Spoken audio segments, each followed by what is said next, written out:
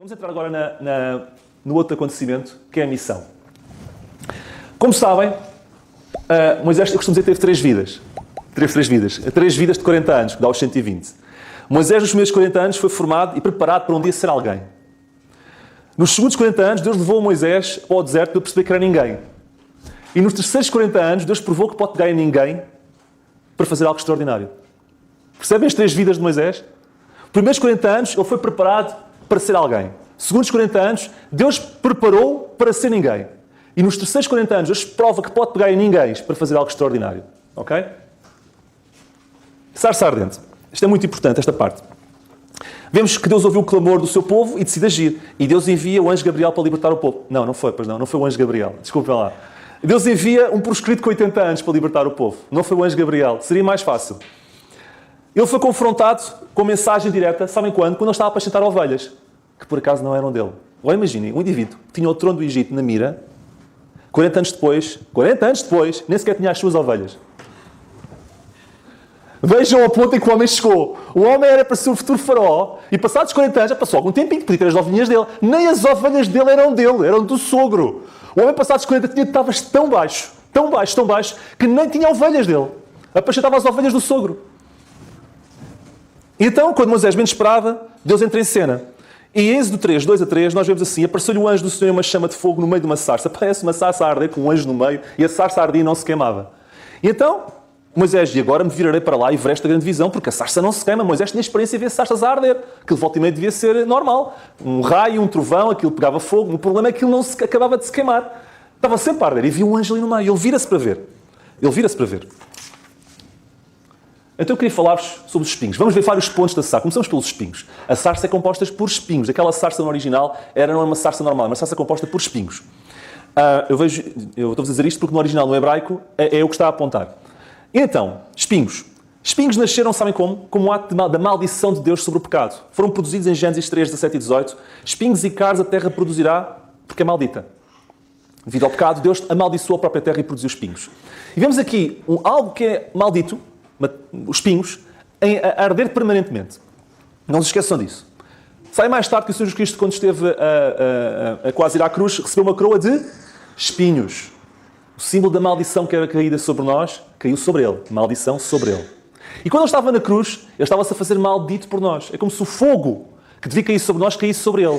E ninguém o consumiu, Deus, porque ninguém o tirou-lhe a vida. Foi ele que deu a sua vida.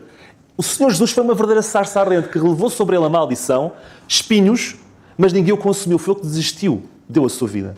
É só um pequeno paralelo. No fundo, esta sarça ardente é um símbolo da cruz. Eu olho para isto e percebo a cruz. A maldição que devia cair sobre nós caiu sobre o Senhor. E vemos isto claramente no espinho, que é um símbolo da maldição. Isto foi um parênteses que eu não queria deixar de falar. Então, vendo que o Senhor, que se virava para ver, versículo 4-6, bradou Deus a ele no meio da sarça e disse: Moisés, Moisés. E respondeu: eis-me aqui. Ponto 2. Quando Deus fala, Deus só fala porque ele se vira. Nós vemos aqui. E vendo o Senhor que se virava, bradou Deus. Irmãos, Deus não fala porque a gente não lhe dá atenção. Se Moisés tivesse vindo a sarça curiosa, parece que está ali um anjo, aquilo não se queima, aquilo é perigoso, vou voltar para casa. Ovelhinhas, vamos. Moisés não. Moisés virou-se e quis ver. E porque teve curiosidade em ver, Deus falou-lhe. Nós muitas vezes não temos e não ouvimos mais de Deus porque não nos aproximamos dele. Não temos a curiosidade para chegar perto dele. Atração. A sarça não era o objetivo da coisa. A sarça foi o meio que Deus escolheu. O objetivo, e aquilo que é importante vai acontecer a seguir. E Deus, às vezes, pega em coisas que não são nada de especial, pegam em sarças para nos explicar coisas fantásticas. Ok? E vamos ver o quê? O chamamento. As primeiras palavras de Deus foram: Moisés, Moisés. Eu acho piada. Porque Deus tem o hábito de chamar as pessoas por 2 vezes o nome. Abraão, Abraão. Samuel, Samuel. Saulo, Saulo. Marta, Marta. Moisés, Moisés. Não é? Porquê 2 vezes? Sabe que isto tem pano para mangas? Isto eu já pensei que poderia ser, não sei. Eu não consigo entrar na mente de Deus. Os pensamentos de Deus estão ali e o meu está aqui. Mas é curioso. Deus, quando chama 2 vezes o nome. Okay? Quando chamam 2 vezes lá em casa é porque é mau sinal. Oh, Manel Jaquim. Pronto. Deus não. Deus chama 2 vezes o mesmo nome, mas não é necessariamente mau. Mas é um hábito. Não sei se já repararam. Marta, Marta, Abraão, Abraão, Samuel, Samuel. Moisés, Moisés. Eu não queria deixar de passar porque eu acho curioso reter este facto. Então diz: não te chegues. Separação. Não te chegues. Distância. E diz: tira os sapatos. Humildade. O que é que Moisés faz? Além disso, ele baixa-se e cobre o rosto. Sabem que na glória nós vemos que os querubins que estão perante Deus, com as suas asas tapam os seus rostos, como sinal de reconhecimento da glória de Deus. E Moisés, no fundo, faz a mesma coisa. Ele, perante a proximidade de Deus, cobre-se, fica completamente descoberto. E quando é estabelecida a separação entre Deus e homem, Deus fala. E Deus diz assim, no versículo 7 a 10, tenho visto atentamente a aflição do meu povo que está no Egito e tenho ouvido o seu clamor, porque conheci as suas dores, portanto desci para livrá-lo. Ou seja, irmãos, isto é por fases. Primeiro Moisés virou-se. Não ficou a olhar de longe, ele virou-se, foi procurar. E porque foi procurar, Deus falou-lhe. Quando chegou perto de Deus, teve a postura certa, de temor, de reconhecimento, de separação. Então Deus comunica-lhe. Estão a ver as fases? E aqui está a acontecer. Deus não gritou ao longe quando o viu na sarça, Moisés, anda cá, tenho aqui a mensagem para ti. Não, não, não. Deus está à espera que nós também demos passos. Não pensem que Deus vai vos mostrar, seja o que for, se nós também não demos passos para Ele. Isto foi progressivo. E quanto mais Deus via a atitude certa de Moisés, Deus correspondia com a mensagem mais direta. Moisés vira-se, eu falo. Moisés tem a postura certa perante mim, eu revelo-me. Estão a ver os passos? Quem sou eu?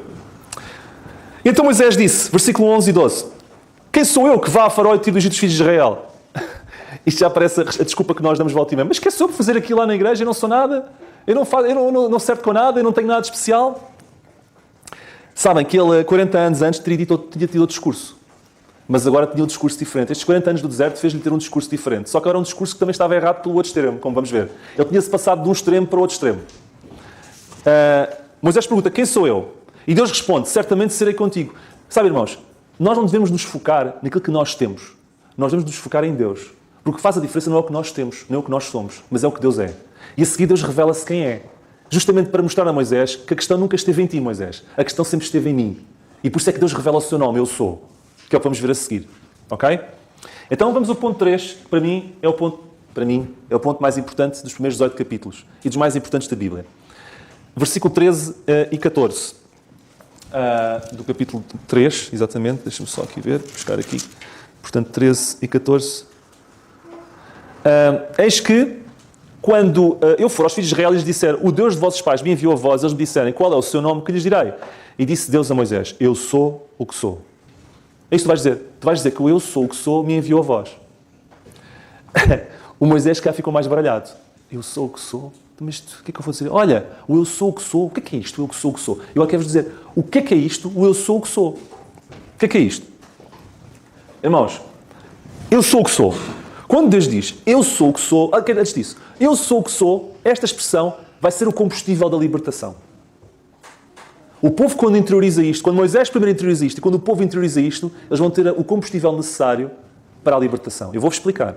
Eu sou o que sou significa o quê? Deus está a dizer a Moisés que não tem igual.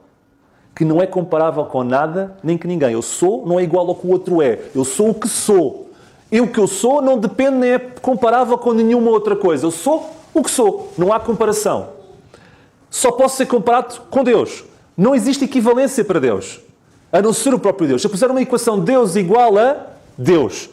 Primeira coisa, é incomparável. Moisés, tu vais dizer que tens alguma força atrás de ti que é incomparável. Entendem a importância de dizer eu sou o que sou? Afinal de contas, aquilo é muito importante. Aquilo que Moisés pensava que não era nada e afinal é tudo. Olha, povo, o Deus que é incomparável está connosco. Primeira expressão. Eu sou o que sou também quer dizer que Deus é tudo o que nós precisamos em todo o momento. A Bíblia diz, eu sou a luz do mundo, quando estamos em trevas. A Bíblia diz, eu sou o caminho, quando estamos perdidos. Ele é o nosso bom pastor, quando estamos perdidos. Eu sou o pão da vida, quando estamos vazios. Então o eu sou não é para tudo? Deus tem respostas e é tudo o que precisamos em todos os momentos da nossa vida. Então dizer, o eu sou o que sou, vai estar contigo é dizer duas coisas. Que existe um ser que é incomparável, que não tem comparação com nada, que vai nos dar forças. E esse ser vai ter respostas para tudo. Porque é o que precisaremos de ter em qualquer circunstância da nossa vida. Não é fantástico?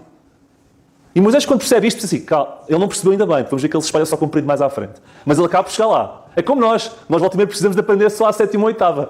Mas nós não somos tão diferentes assim de Moisés. O Senhor Jesus faz prova da sua divindade em João 8,58, quando diz isto. É apenas um parênteses. Em verdade vos digo que antes que Abraão existisse, eu sou.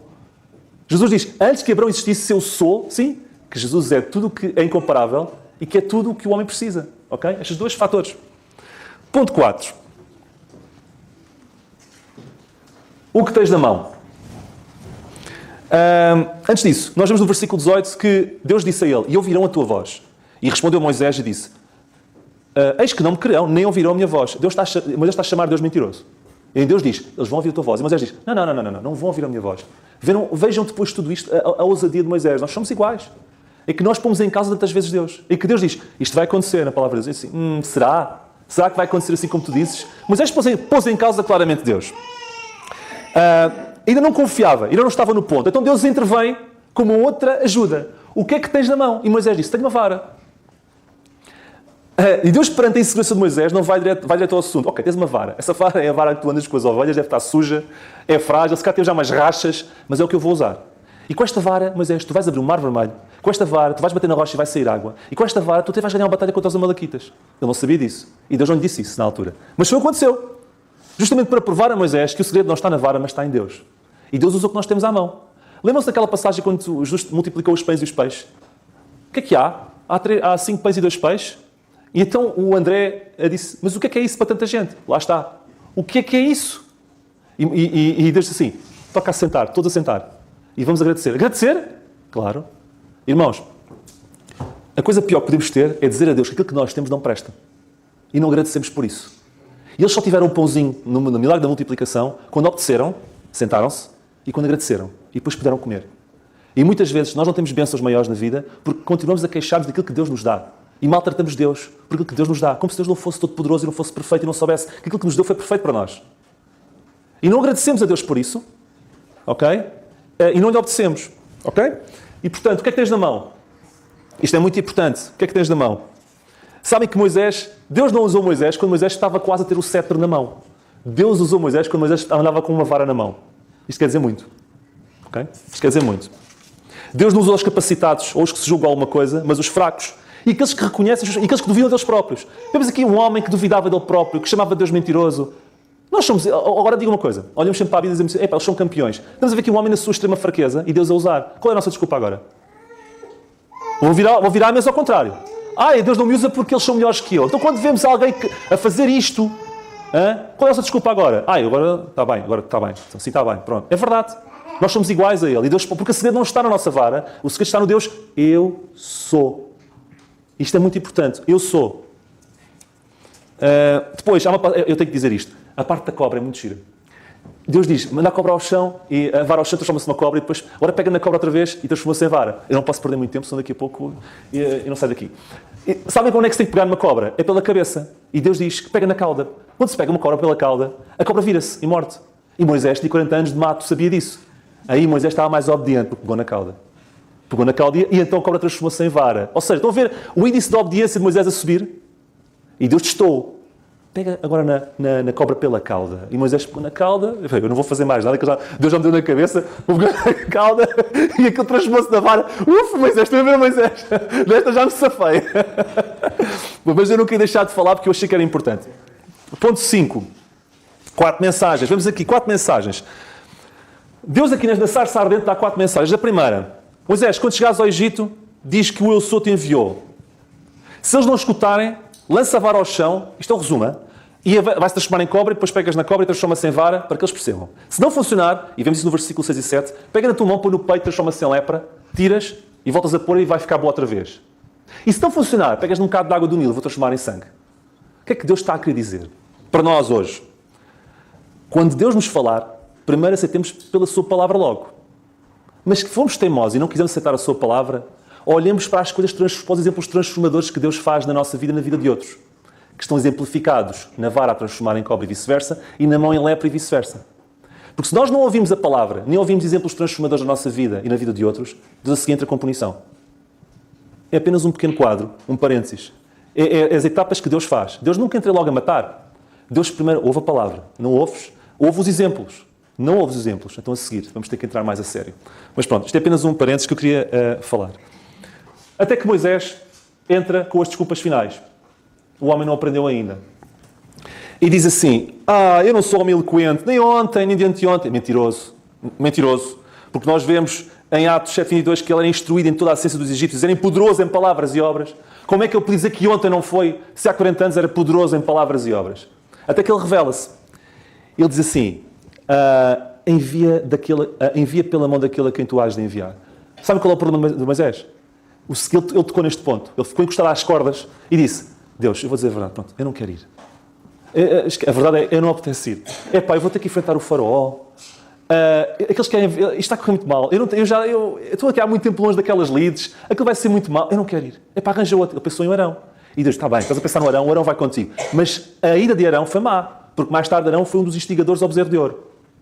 Se Arão não fosse, não tinha havido esse problema. Lá está. Deus às vezes faz a nossa vontade, mas há sempre um preço a pagar. Sempre. Sempre um preço a pagar. Tu queres aquilo? Queres mesmo? Então eu vou-te dar. Mas mais à frente vais pagar o preço. E mais tarde Moisés arrependeu-se disso. Portanto, isto tem que continuar. As desculpas foram as desculpas farrapadas e Moisés lá acabou por ir.